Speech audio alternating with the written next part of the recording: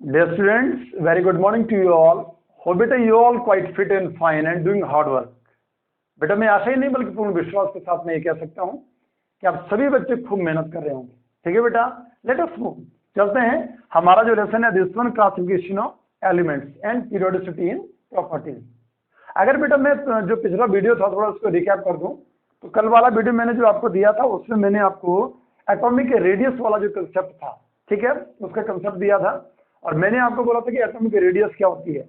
कोई भी जो एटम है उस एटम के न्यूक्लियस से लेकर के आउटर मोस्ट जो शेल होती है उसके बीच की जो डिस्टेंस हम लेते हैं उसे नाम दिया गया this one is called atomic radius.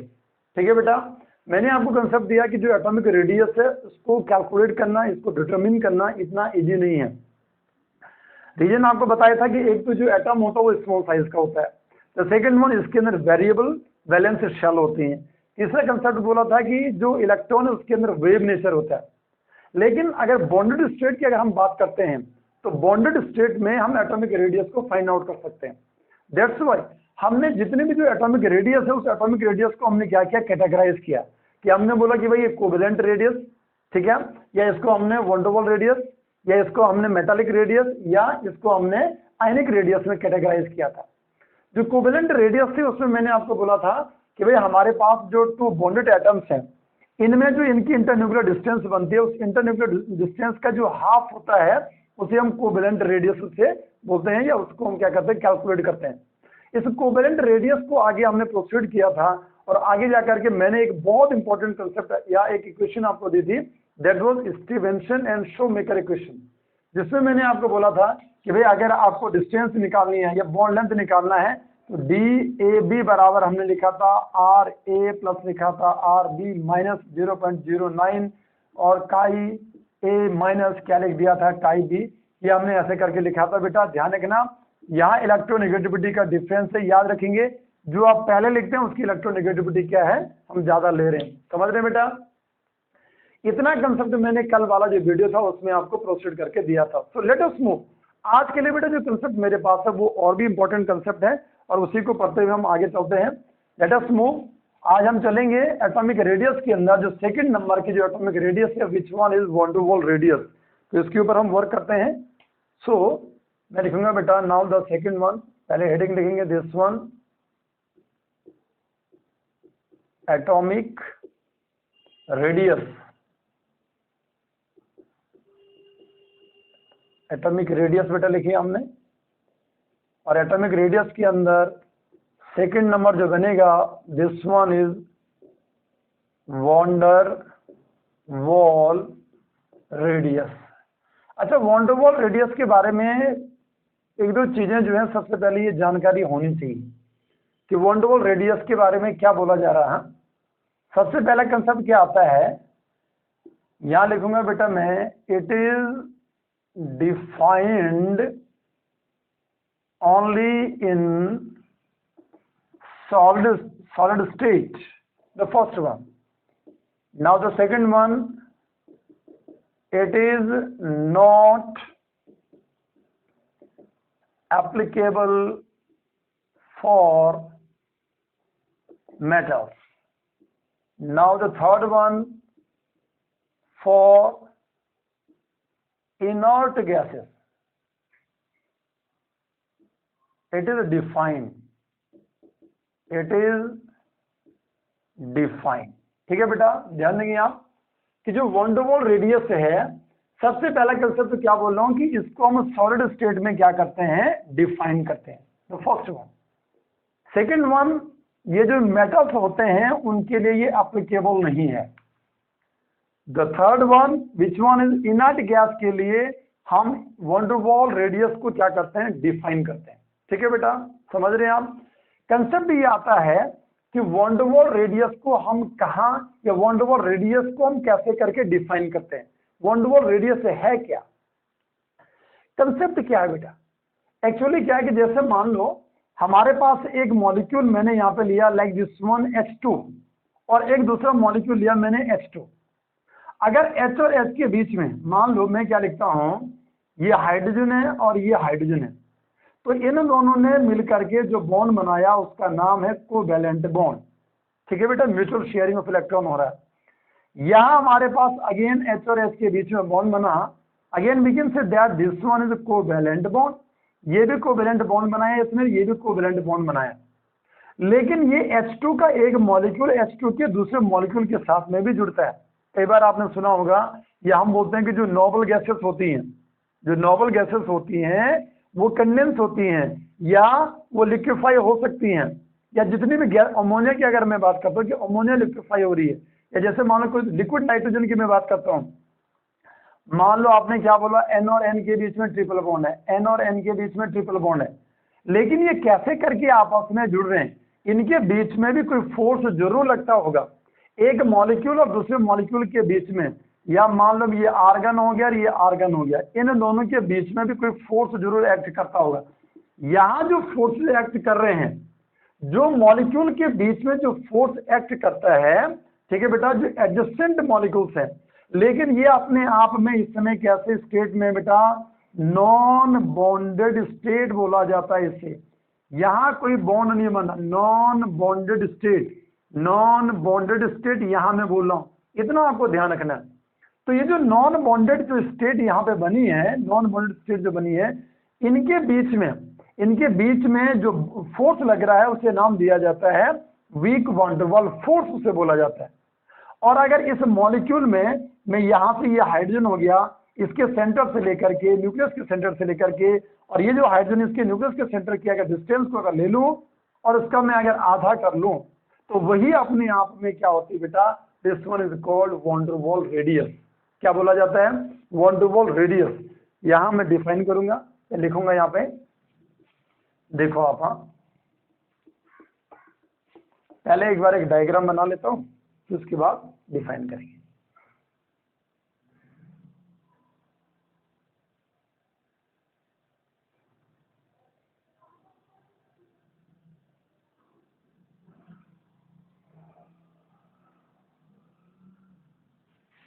एक मॉलिक्यूल ये है, अगेन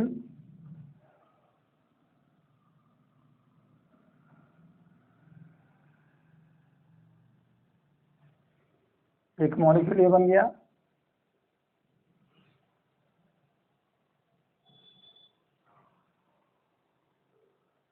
थोड़ा साइड ऊपर नीचे हो सकता है, कोई दिक्कत नहीं। यहाँ इसका न्यूक्लियस बन गया, ये इसका न्यूक्लियस आ गया, अगेन ये न्यूक्लियस है, ये न्यूक्लियस यहाँ, और ये ऐसे करके हमने न्यूक्लियस ले लिया। अब क्या करेंगे, यहाँ से इस लाइन को ड्रॉ करेंगे, यहाँ से इस लाइन को ऐसे ड्रॉ कर दिया बेटा, और यहाँ से लेकर के यहाँ तक ये जो डिस्टेंस बनी है, ठीक है बेटा, दिस वन, इसे मैं बोलता हूँ दिस वन डी, या इसे मैंने लिख दिया लाइक दिस वन, ये बना ए हो गया बेटा, ये बी हो गया, ये बी हो गया, और ये ए हो गया, again this one A, this one B. इस लाइन को भी ऐसे ड्रॉ कर देंगे, इसको ऐसे ड्रॉ कर दिया हमने, और ये ऐसे करके ये डी हो गया, चाहो तो आप इसे डी ए लिख दो, इसे डी लिखेंगे तो डी बी बी लिख देंगे बेटा। दिस वन इंटरन्यूक्लियर डिस्टेंस, और इस इंटरन्यूक्लियर डिस्टेंस का आधा जो बनेगा, ठीक है बेटा, एक मॉलिक्यूल ये है, एक मॉलिक्यूल ये है, एक मॉलिक्यूल ये है, ये नॉन बॉन्डेड है, इन दोनों के बीच में कोई बॉन्ड नहीं, एडजेसेंट मॉलिक्यूल है, ये दोनों एडजेसेंट मॉलिक्यूल हैं, इन दोनों के बीच में कोई बॉन्ड नहीं बन रहा है। तो जो फोर्स इन दोनों के बीच में बनेगा, ये एक मॉलिक्यूल है, ये एक मॉलिक्यूल है, ये अपने आप में एक मॉलिक्यूल है, ये भी क्या है, एक मॉलिक्यूल है, और ये भी क्या है, एक मॉलिक्यूल है, ठीक है बेटा। अगर मैं यहां पे बोलूं तो van der Waals radius may be defined as it is the half of the internuclear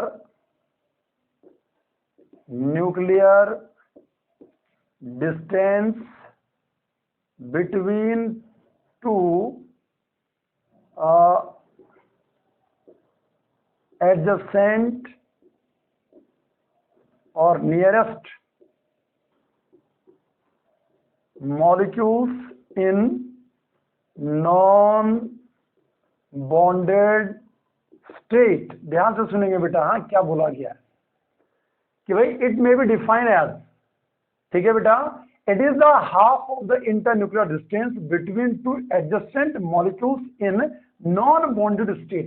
इतना आपको ध्यान रखना है कि यहाँ कंसेप्ट आपको दिया जा रहा है, नॉन बॉन्डेड स्टेट के बारे में कंसेप्ट आपको दिया जा रहा है। ये मॉलिक्यूल है, ये मॉलिक्यूल कोई बॉन्ड नहीं बना रहे, लेकिन इनके बीच में जो फोर्स लगेगा उसका नाम क्या है, weak van der Waals force.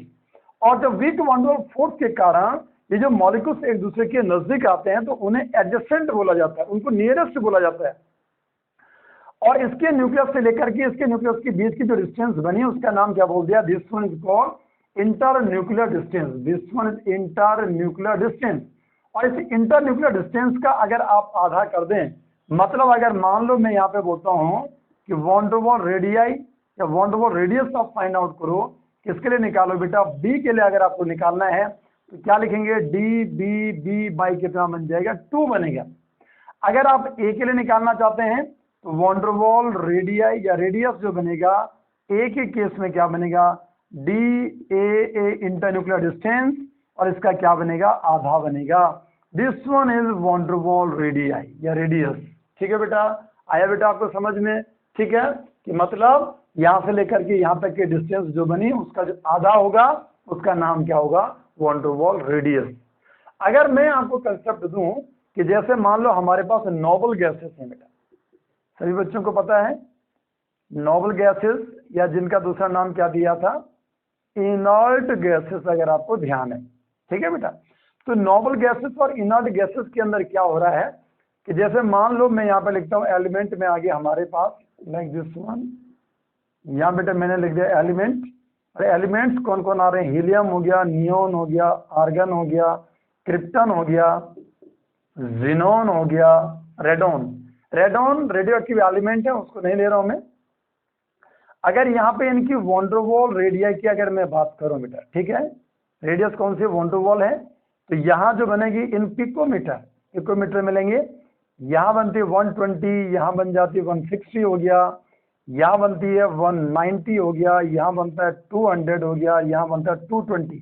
इतना पिकोमीटर के अंदर इनकी जो वॉन डर वाल्स रेडियाई है वो बन रही है।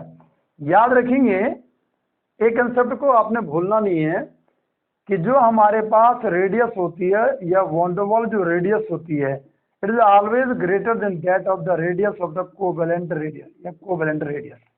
जो कोवेलेंट रेडियस है और जो वॉन डर वाल्स रेडियस है, इन दोनों में से अगर आपसे पूछा जाए तो भाई जो वॉन डर वाल्स रेडियस होती है वो ग्रेटर होती है rather than that of the covalent radius. भाई ऐसा क्यों होता है, क्योंकि कोवेलेंट रेडियस की अगर आप बात करते हैं तो आप बॉन्डेड स्टेट की बात करते हैं। यहाँ जब इसने बॉन्ड बना दिया और यहाँ से लेकर के इसके न्यूक्लियस से लेकर के और यहाँ जो डिस्टेंस बनी उसका नाम आपने क्या बोला था, इंटर न्यूक्लियर डिस्टेंस आपने बोला था।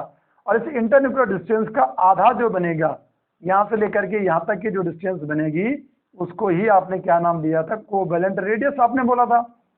तो आप देखेंगे ये तो बॉन्डेड फॉर्म में है और ये नॉन बॉन्डेड फॉर्म में, तो बड़ा कौन सा हो गया, दिस वन। जो वॉन डर वाल्स रेडियाई होती है वो वॉन डर वाल्स रेडियाई क्या होती है, बड़ी होती है, किसके रिस्पेक्ट में, कोवेलेंट रेडियस के रिस्पेक्ट में। इसलिए हम क्या बोलते हैं, हम लिखेंगे बेटा इन ईच पीरियड। अगर मान लो मैं पीरियड की बात करता हूं, क्योंकि जो 18th ग्रुप है वो एक्सट्रीम राइट के अंदर है, तो अगर मान लो मैं लेफ्ट टू राइट मूव करता हूं तो कोवेलेंट रेडियस की अगर मैं बात करूं तो लास्ट में जाते जाते वो वॉन डर वाल्स रेडियाई में चेंज हो जाएगी। इसलिए हम क्या बोलेंगे, इन ईच पीरियड द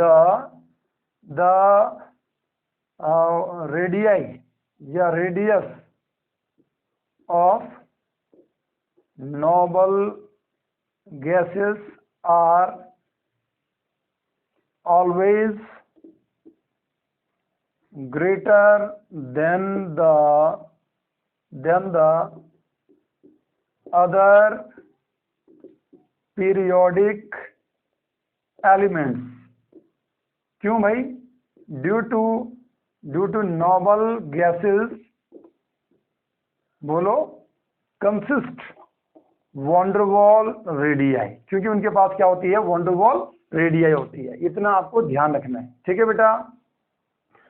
यहां पे एक चीज आपको थोड़ा और ऐड करके बताऊंगा कि helium, neon, argon, krypton, xenon, इनमें से आर्गन और क्रिप्टन के, इन दोनों के कुछ मॉलिक्यूल्स बनते हैं बेटा। इन दोनों के क्या बनते हैं, कुछ मॉलिक्यूल्स बनते हैं, और वो ऑक्साइड के साथ में या ऑक्सीजन के साथ में और फ्लोरीन के साथ में बनते हैं। और जब ऑक्सीजन और फ्लोरीन के साथ में इनके जो मॉलिक्यूल बनते हैं, तो तब उस कंडीशन में जाकर के हम इनकी जो वॉन्डरवॉल रेडियाई है उसे मेजर नहीं करते हैं। उस कंडीशन में फिर क्या मेजर कर लेते हैं बेटा, उस कंडीशन में ध्यान रखेंगे जब ये कंपाउंड के फॉर्म में रहेंगे ऑक्सीजन और फ्लोरीन के साथ में, तब इनको हम इनकी जो कोवेलेंट रेडियस है उसको ही फाइंड आउट करते हैं। तो आशा करता हूं बेटा कि जो मैंने आपको वॉन्डरवॉल रेडियस वाला कंसेप्ट है आपको बताया, बहुत क्लियरली आपको एक एक चीजें आपको समझ में आई होंगी कि वॉन्डरवॉल रेडियस क्या होती है। नाउ लेट अस मूव, अब चलते हैं बेटा, अगला जो कंसेप्ट आएगा उसे मैं लिखूंगा नाउ द थर्ड वन, जिसका नाम है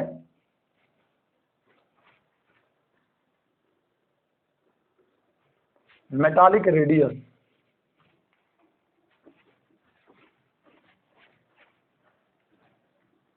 मेटालिक रेडियस क्या है इसको समझेंगे हम। ये बहुत मजेदार कंसेप्ट है, छोटी छोटी चीजें हैं, ये बेसिक चीजें आपको आनी चाहिए डेफिनेटली। अगर ये बेसिक चीजें आती हैं तो हमें केमिस्ट्री को समझने में हमें दिक्कत नहीं होगी। मेटालिक रेडियस, सबसे पहले तो भाई बच्चों को सभी को ध्यान होना चाहिए कि मेटालिक बॉन्ड कैसे बनता है ना। ये तो सभी को मैंने फर्स्ट लेसन में बहुत डिटेल में बताया था कि जो पॉजिटिवली चार्ज कर्नेल हो गया और जो मोबाइल इलेक्ट्रॉन हो गया, इन दोनों के बीच में बनता है।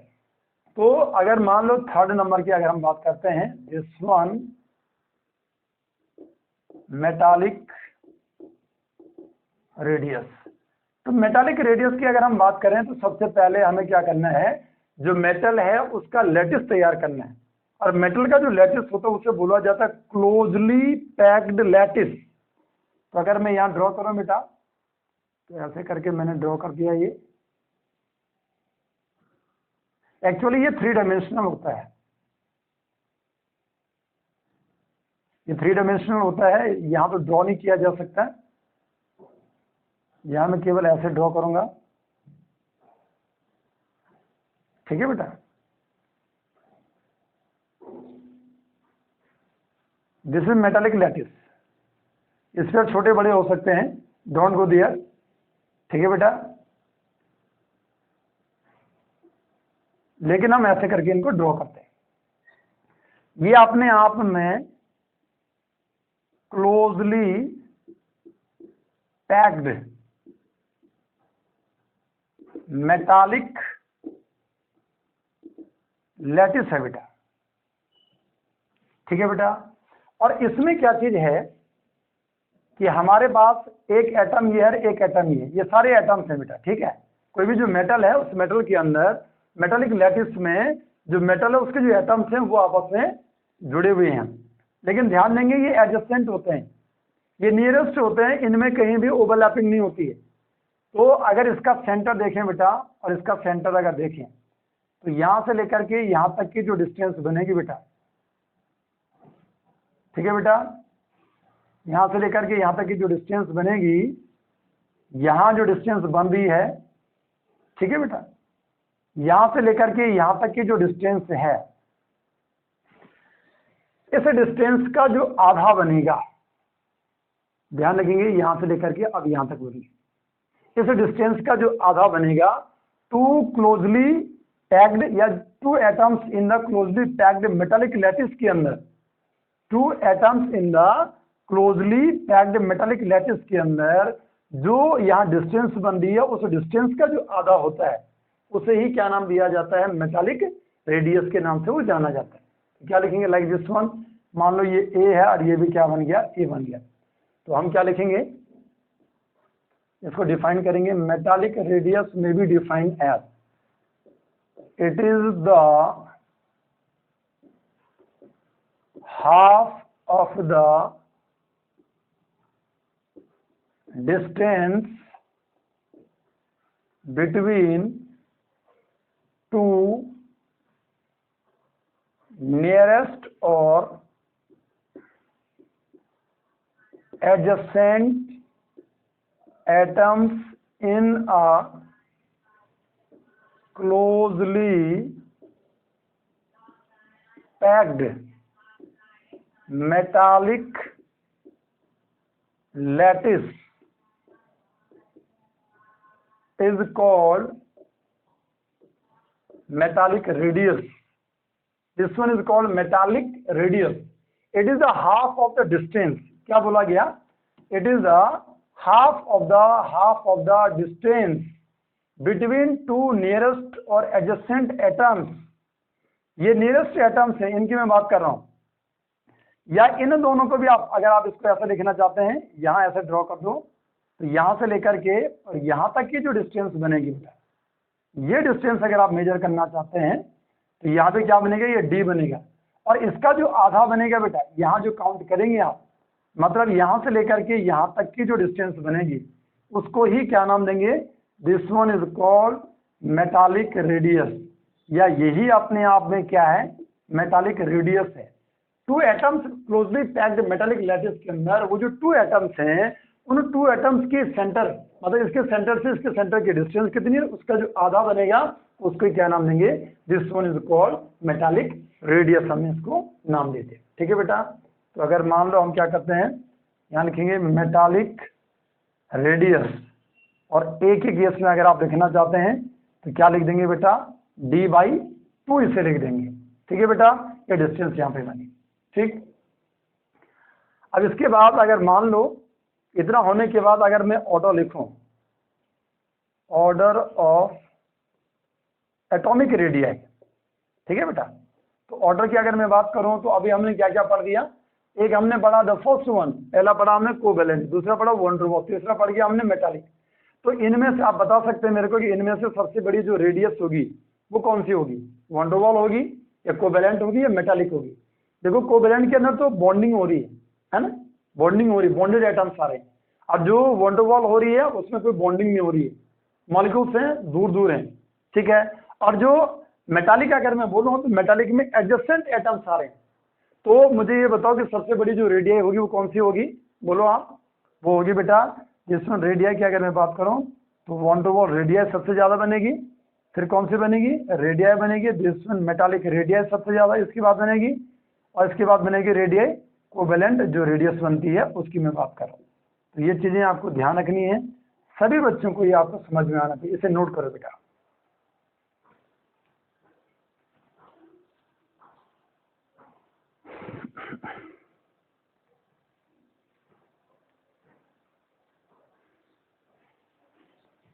ठीक है बेटा.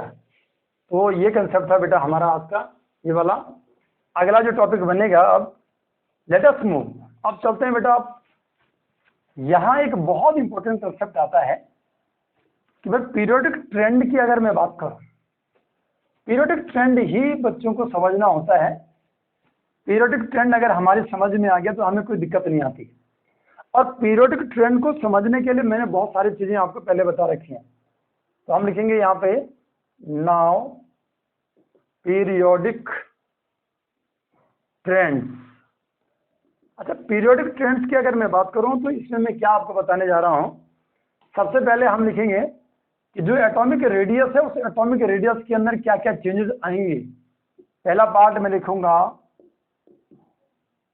Along the period. अब समझने वाला कंसेप्ट आपका अब आया. हाँ, अब आपको ध्यान देना बेटा क्या मैं बोल रहा हूं, और वो आपको बहुत क्लियरली समझ में आना चाहिए. Along the period atomic radius के अंदर क्या चेंज होगा.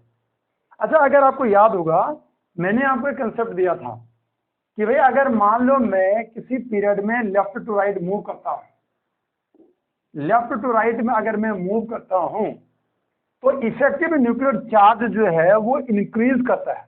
अगर आपको ध्यान होगा मैंने आपको स्लेटर्स कांस्टेंट वाला जो कंसेप्ट था, या स्लेटर जो रूल था, स्लेटर्स रूल की अगर मैं आपको बात करूं तो यहां से जब हमने इफेक्टिव न्यूक्लियर चार्ज को फाइंड आउट किया था किसी पीरियड के लिए, सारा वीडियो बना करके मैंने आपको दिया था. व्हाट वी ऑब्जर्व कि पीरियड में अगर हम मूव करते हैं लिथियम से लेकर के और आगे अगर मैं क्या कर रहा हूं नियॉन तक अगर मूव कर रहा हूं तो इफेक्टिव न्यूक्लियर चार्ज हमेशा क्या होता है, बढ़ता है। याद रखिएगा concept, this one very very most important concept, कि किसी भी पीरियड में जब आप लेफ्ट टू राइट मूव करते हैं तो इफेक्टिव न्यूक्लियर चार्ज बढ़ता है। अच्छा, इफेक्टिव न्यूक्लियर चार्ज है क्या? It is nothing, it is only actual charge which is felt by the test electron. Test electron के द्वारा जो एक्चुअल चार्ज वो महसूस करता है, फील करता है, जो एक्चुअल चार्ज उसने या रिड्यूस्ड न्यूक्लियर चार्ज जिसे हम बोलते हैं। अब अगर हम ये बोल रहे हैं कि यहाँ पे हाइड्रोजन हो गया, यहाँ पे लिथियम हो गया, यहाँ पे लिथियम के बाद यहाँ मैं बेरिलियम की मैं बात कर रहा हूँ। अगर हम बोलेंगे बेरिलियम के बाद boron, carbon, nitrogen, oxygen, fluorine, है ना, ऐसे करके मूव करें। अगर मैं बोल रहा हूँ कि भाई यहाँ से जब हम इधर जा रहे हैं, पीरियड की मैं बात कर रहा हूँ, सेकंड पीरियड के एलिमेंट्स है lithium, beryllium, boron, carbon, nitrogen, oxygen, fluorine, ठीक है बेटा। तो यहाँ पे हम जब आगे मूव करें तो हम क्या बोले, इफेक्टिव न्यूक्लियर चार्ज क्या हो रहा है, बढ़ रहा है। अच्छा, इफेक्टिव न्यूक्लियर चार्ज बढ़ेगा तो इफेक्टिव न्यूक्लियर चार्ज बढ़ने का मतलब क्या हुआ कि जो इलेक्ट्रॉन है उस इलेक्ट्रॉन के लिए, टेस्ट इलेक्ट्रॉन के लिए न्यूक्लियस के द्वारा जो प्रोटॉन्स है उनके द्वारा अट्रैक्शन का बढ़ना। तो अगर अट्रैक्शन बढ़ेगा, इफेक्टिव न्यूक्लियर चार्ज बढ़ना मतलब इलेक्ट्रॉन के लिए, टेस्ट इलेक्ट्रॉन के लिए अट्रैक्शन बढ़ेगा। तो अट्रैक्शन बढ़ेगा तो इलेक्ट्रॉन और नजदीक आ जाएगा, और इलेक्ट्रॉन नजदीक आएगा तो हम क्या बोलेंगे बेटा, जो एटॉमिक रेडियस है वो बढ़ेगी या घटेगी? हम बोलेंगे कि एटॉमिक रेडियस क्या होगी बेटा, decreases. Very very most important concept. क्या बोला बेटा कि जो एटॉमिक रेडियस होती है किसी पीरियड में लेफ्ट टू राइट मूव करते हुए इफेक्टिव न्यूक्लियर चार्ज बढ़ता है, और इफेक्टिव न्यूक्लियर चार्ज बढ़ने के कारण यहाँ पे जो एटॉमिक रेडियस होती है वो क्या हो जाती है, छोटी हो जाती है। बहुत क्लियर है ना? अगर सेकंड ट्रेंड की अगर मैं बात करूं और यहाँ पे मैं लिखूंगा now we have down the group. अगर मान लो किसी ग्रुप में आप डाउन द ग्रुप में मूव कर रहे हैं, अच्छा अलोंग द पीरियड जब भी लिखा जाता है L to R लिखा जाता है, लेफ्ट टू राइट। और अगर डाउन द ग्रुप अगर आप बोले तो इसे लिखा जाता है टॉप टू बॉटम, इसे लिखा जाता है टॉप टू बॉटम ग्रुप, क्योंकि अपने आप में वर्टिकल कॉलम्स है और जो पीरियड है वो हॉरिजॉन्टल रोज बनती हैं। तो क्या हुआ बेटा, डाउन द ग्रुप अगर आप देखें तो मैंने आपको कंसेप्ट दिया था कि जेड इफेक्टिव जो होता है वो डिक्रीज करता है, लेकिन इसको थोड़ा और चेंज करके भी मैंने आपको बोला था कि जेड इफेक्टिव क्या रहता है, सेम रहता है। वो कैलकुलेट भी किया था, अगर आपको याद होगा, लिथियम हो गया, सोडियम, पोटासियम, रुबिडियम, सीजियम, है ना, इनमें बताया था। तो सभी में पहले वाले में तो 1.30 आया था लिथियम के केस में, बाकी में जो इफेक्टिव न्यूक्लियर चार्ज आया था वो सभी में कितना आया था, 2.20, 2.20। तो हम ये बोलेंगे वो सेम रह रहा।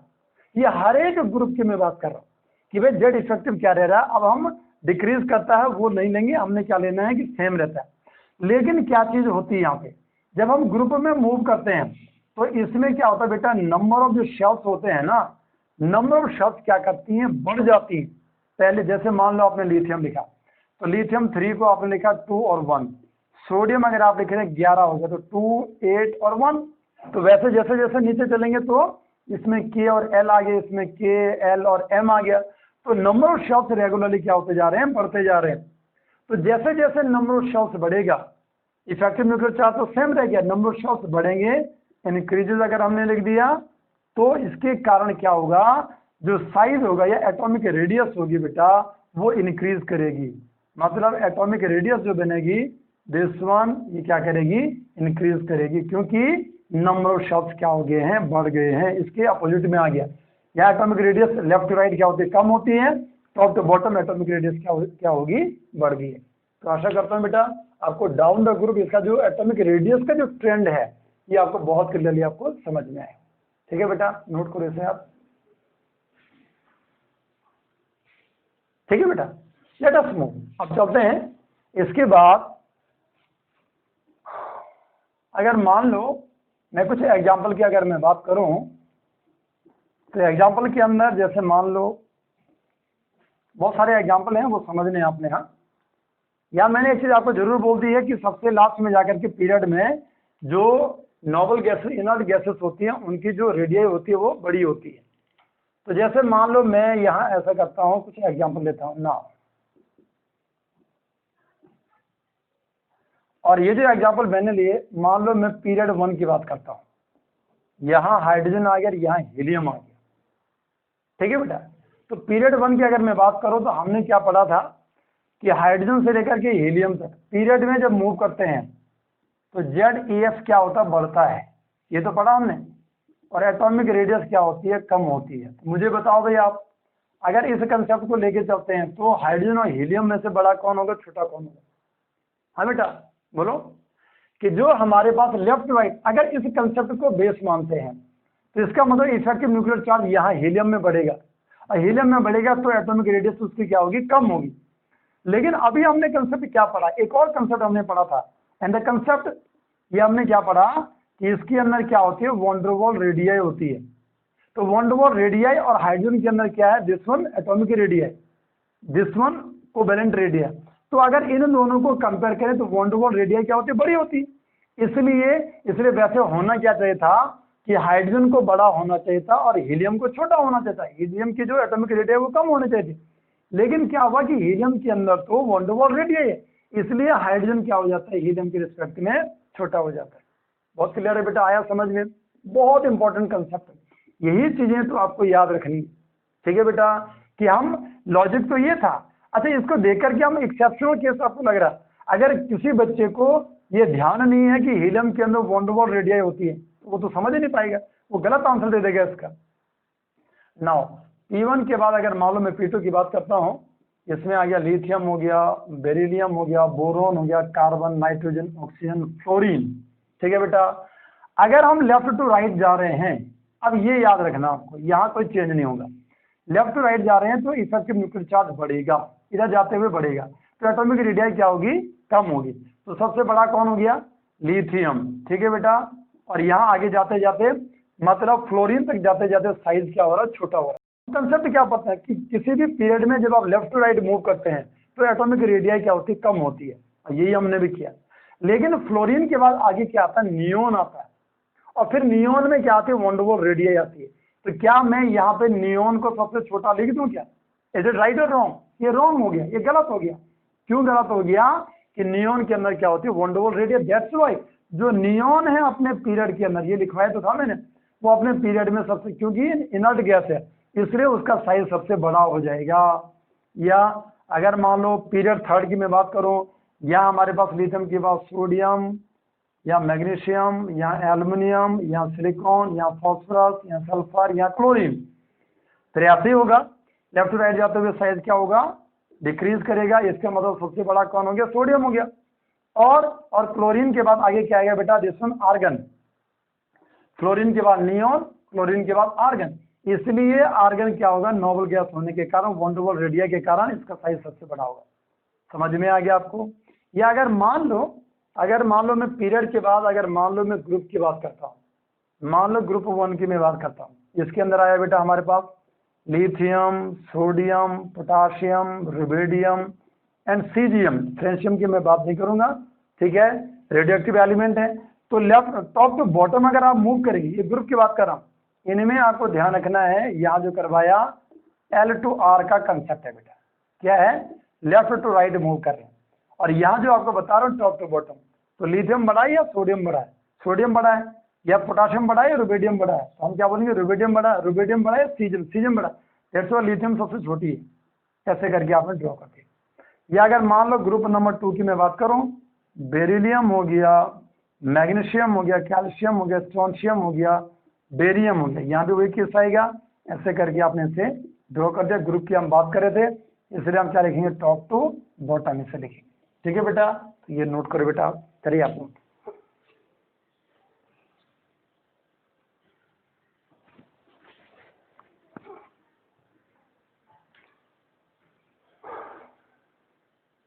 ठीक है बेटा, अब समझ पा रहे होंगे, बहुत इंपॉर्टेंट चीजें हैं, यही बेसिक चीजें अब आपको समझनी है। अगर हम ये छोटी छोटी चीजें समझ गए तो हमें कोई दिक्कत नहीं है। तो लेट अस मूव, अब चलते हैं बेटा। यहाँ जो पीरियोडिक ट्रेंड है उसके अंदर कुछ एक्सेप्शनल केसेस बनते हैं, वो मैं आपको डिफाइन करवाने वाला हूँ। तो लेट अस मूव।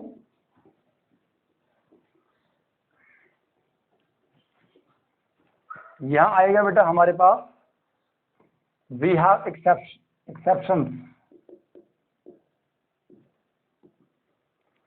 अच्छा, क्या क्या एक्सेप्शंस आते हैं उनकी मैं बात करूंगा, ठीक है। सबसे पहला जो एक्सेप्शन मैं आपको बताने जा रहा हूं वो है the first one, D block elements, और इसके अंदर भी मैं 3D ट्रांजिशन सीरीज या जो एलिमेंट्स हैं उनके बारे में आपको बताने जा रहा हूं। ध्यान रखना, बहुत मजेदार कंसेप्ट है बेटा, ठीक है। क्या चीज है, यहां हमने क्या किया, वी हैव एलिमेंट जो बनेंगे scandium, titanium, vanadium, chromium, manganese, iron, cobalt, nickel, copper and zinc. Atomic number याद होना चाहिए। अगर ये बेसिक चीजें पता नहीं है तो भाई फिर तो दिक्कत है, ठीक है बेटा। ऐसे करके ड्रॉ कर दिया, ये बना दिया। इलेक्ट्रॉनिक कन्फिग्रेशन भी सभी को याद होना चाहिए।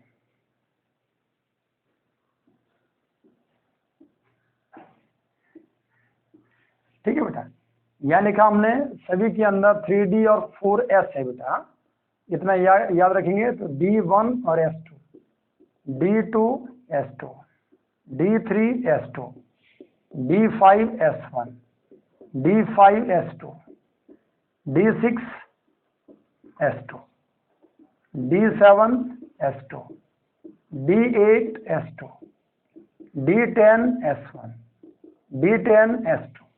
इतना सभी बच्चों को ध्यान होना चाहिए कि जो कंसेप्ट मैंने आपको ये बताया, इलेक्ट्रॉनिक कन्फिग्रेशन लिखना, अब ये सभी बच्चों को बहुत क्लियरली आपको समझ में आ जाना चाहिए। ठीक है बेटा, यस एंड नो। कंसेप्ट क्या चीज है थोड़ा समझेंगे आप। मैं आपको एक्सेप्शनल केसेस जो है उसकी मैं बात कर रहा हूँ। भाई ये पीरियोडिक एलिमेंट्स हैं, these elements are called periodic elements. जो हमारे पास यहाँ अगर मैं आपको बोलूं तो स्कैंडियम से पहले क्या आ गया आपका 4th पीरियड का जो एलिमेंट्स बनते हैं, ठीक है ना। पहले वाले में क्या आया, हाइड्रोजन, दूसरे वाले में लिथियम, तीसरे वाले में सोडियम, चौथे वाले में पोटेशियम, पोटेशियम के बाद आया कैल्शियम, और कैल्शियम के बाद आ गया स्कैंडियम। तो जो 4th पीरियड के जो एलिमेंट्स हैं उनमें हमारे पास जो 3D ट्रांजिशन सीरीज बनती है उसकी मैं बात कर रहा हूँ। तो भाई 3D ट्रांजिशन सीरीज में क्या हुआ कि रेगुलरली स्कैंडियम से लेकर के जिंक तक आप मूव कर रहे हैं। जब स्कैंडियम से लेकर के जिंक तक आपने मूव किया तो वी हैव इलेक्ट्रॉनिक कन्फिग्रेशन। हमारे पास इलेक्ट्रॉनिक कन्फिग्रेशन कैसे बना, ये सारी चीजें मैंने आपको बता दी। आपको याद होना चाहिए D4 कभी नहीं बनता, D5 बनता है, D9 कभी नहीं बनता है, D10 बनता है, because for stability D5 is more stable, again D10 is more stable rather than that of the D4 and D10 electronic configuration. इतना सभी बच्चों को ध्यान में ये चीजें आनी चाहिए। अब क्या हो बेटा कि कंसेप्ट क्या है कि जब आप किसी भी पीरियड में लेफ्ट टू राइट मूव करते हैं तो इफेक्टिव न्यूक्लियर चार्ज बढ़ता है और एटॉमिक रेडियस क्या होती है, डिक्रीज होती है। ये तो मैंने पढ़ा बताया था आपको अभी, है ना, हमने इसी के ऊपर वर्क किया अभी। तो ये भी एक पीरियड है, इसका मतलब लेफ्ट टू राइट जब मूव करेंगे तो क्या होगा, इफेक्टिव न्यूक्लियर चार्ज बढ़ेगा, और इफेक्टिव न्यूक्लियर चार्ज बढ़ने के साथ में एटॉमिक रेडियस क्या होनी चाहिए, कम होनी चाहिए। लेकिन एक्चुअल में ऐसा नहीं होता। यहाँ इसके अंदर एक रेगुलरिटी नहीं है। एटॉमिक रेडियस धीरे धीरे करके कम नहीं हो रही है, ये कम नहीं हो रही है, रेदर देन इरेगुलर है। पहले कम होती है, फिर ज्यादा, फिर कांस्टेंट रहती है और फिर बढ़ जाती है। ऐसा क्यों हो रहा, what's the reason behind this. ध्यान देंगे, यहां अगर मैं आपको बताऊं just from this one, scandium से लेकर के और वेनेडियम तक, ठीक है बेटा। यहां अगर मैं आपको बात करूं तो यहां पे जो इफेक्टिव न्यूक्लियर चार्ज होता है वो बढ़ता है, बढ़ेगा तो सभी में, लेकिन उसके कारण जो साइज है या जो एटॉमिक रेडियस है, ठीक है बेटा, वो क्या होती है, डिक्रीज होती है। इतना ध्यान रखना। भाई इफेक्टिव न्यूक्लियर चार्ज बढ़ गया तो आप क्या बोलेंगे, साइज तो छोटा होगा ही होगा, कोई दिक्कत नहीं है इसमें। तो अब इसके बाद होता क्या है कि क्रोमियम से लेकर के यहां से आप काउंट करते हैं जस्ट फ्रॉम क्रोमियम, और यहां से लेकर के हम यहां आगे मूव करते हैं बेटा अप टू निकल। यहां अगर मैं बात करूं तो इसमें क्या होता है कि जो इफेक्टिव न्यूक्लियर चार्ज होता है वो किसके बराबर हो जाता है, क्योंकि यहाँ पे इलेक्ट्रॉनिक कन्फिग्रेशन D5 और S1 लिखा, D5 यहाँ आ गया, यहाँ S2 आ गया, पियरिंग होगी, यहाँ 6 आ गया, मतलब यहाँ पियरिंग स्टार्ट होगी, यहाँ पियरिंग स्टार्ट होगी। तो होता क्या है कि पेयरिंग के कारण जो इलेक्ट्रॉन है उस इलेक्ट्रॉन के बीच में क्या स्टार्ट हो जाती है, रिपल्शन।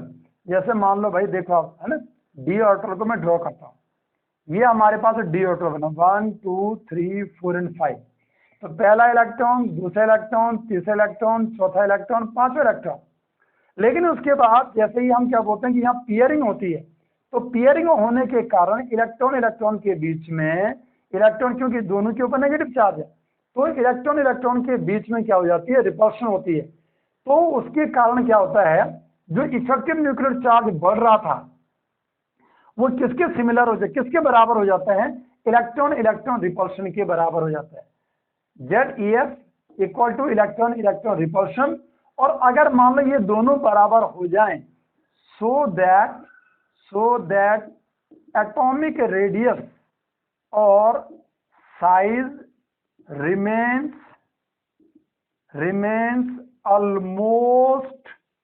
almost constant। जो एटॉमिक रेडियस होती है बेटा वो ऑलमोस्ट यहां से लेकर के यहां तक क्या हो जाती है, कांस्टेंट होती है। और लास्ट में जाकर के यहां देखो D10 आ गया, D10 आ गया, यहाँ सारे के सारे जो D है उसमें यहाँ ये इलेक्ट्रॉन ऐसे करके आ गए, मतलब D10 बना दिए। तो D10 का मतलब क्या हुआ, सारे के सारे जो ऑर्बिटल्स हैं उनमें इलेक्ट्रॉन फुल्ली फिल्ड हो गए, हर एक में 2-2 इलेक्ट्रॉन्स आ गए। तो इलेक्ट्रॉन रिपल्शन यहाँ पे क्या हो जाता है, और ज्यादा बढ़ जाता है। इसका मतलब यहाँ लास्ट में जाते जाते अगर यहाँ ड्रॉ करेंगे बेटा, तो यहाँ हम क्या बोलते हैं कि electron repulsion is greater than that of the effective nuclear charge. और अगर रिपल्शन ज्यादा होगा तो हम क्या बोलेंगे बेटा, साइज इंक्रीजेस, साइज बढ़ जाता है। या क्या लिख दिया, रिस्मन एटॉमिक रेडियस क्या हो जाती है, बढ़ जाती है। समझ रहे बेटा, यस एंड नो। तो यहां हमारे पास एक रेगुलरिटी के बजाय इरेगुलरिटी आ गई। वैसे होना क्या चाहिए था कि लास्ट में जाते जाते साइज को छोटा होना चाहिए था, पीरियड की बात कर रहे हैं, लेकिन यहां इसने क्या बोल दिया कि साइज में क्या आ गया, चेंज आ गया। दिस वन ट्रिमेंडस चेंज, यहां एक इरेगुलरिटी है। दैट्स व्हाई ये अपने आप में क्या बना, एक एक्सेप्शन बन गया। अगर मैं इसका प्रॉपर ऑर्डर अगर आपको बताऊं तो इसका ऑर्डर याद रखने का एक की मेरे पास है, और वो आपने कैसे करके याद रखना है, इसे मैं लिखूंगा दिस वन, वो की आप याद रखो।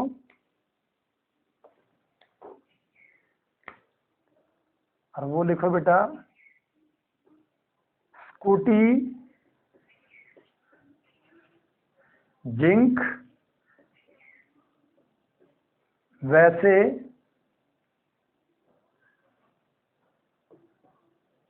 क्रोमियम, ये क्रोमियम को ऐसे लिख देता हूं, कोई दिक्कत नहीं, क्रोमियम, मैग्नीज, आयरन, कॉपर बराबर, और यहां लिख देंगे कोई नहीं। ये एक्चुअल ऑर्डर है और यही आपको याद रखना है। ये ऑर्डर 3D ट्रांजिशन सीरीज के लिए ये मैंने ऑर्डर बना के दे दिया। क्या दिया, स्कूटी मतलब स्कैंडियम, टी टाइटेनियम, स्कूटी, ठीक है बेटा, स्कूटी आ गया, वैसे आएगा वेनेडियम, इसके बाद आ गया क्रोमियम, मैग्नीज हो गया, आयरन हो गया, कॉपर हो गया, ये सारे बराबर हैं, ये बराबर, ये बराबर, ये बराबर, ऑलमोस्ट सेम जिसे बोला गया। इसके बाद आएगा कोई नहीं, कोबाल्ट नहीं, निकल। देखो अब एलिमेंट 1 2 3 4 5 6 7 8 9 10 एलिमेंट्स हैं। 1 2 3 4 5 6 7 8 9। स्कूटी में जिंक भी आएगा, जिंक, स्कूटी में जिंक। इसके बाद आगे बेटा जिंक हो गया, और ये ऐसे करके 1 2 3 4 5 6 7 8 9 10। अब क्लियर हो गया। अब क्या हुआ कि स्कैंडियम यहां से यहां जाते हुए साइज क्या हो रहा है, अलग अलग चेंजेस आ रहे हैं, लेकिन इसके हिसाब से क्या बनाया, सबसे बड़ा साइज स्कैंडियम, फिर टाइटेनियम, फिर जिंक हो गया, फिर वेनेडियम, क्रोमियम, मैग्नीज, आयरन और कॉपर, इनका साइज ऑलमोस्ट सेम रहता है। फिर ग्रेटर देन, और फिर इससे क्या बनेगा, greater than.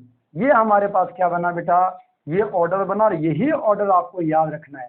This is the very very most important, this is the very very most important order, ठीक है बेटा, तो आप इसे नोट करो फटाफट।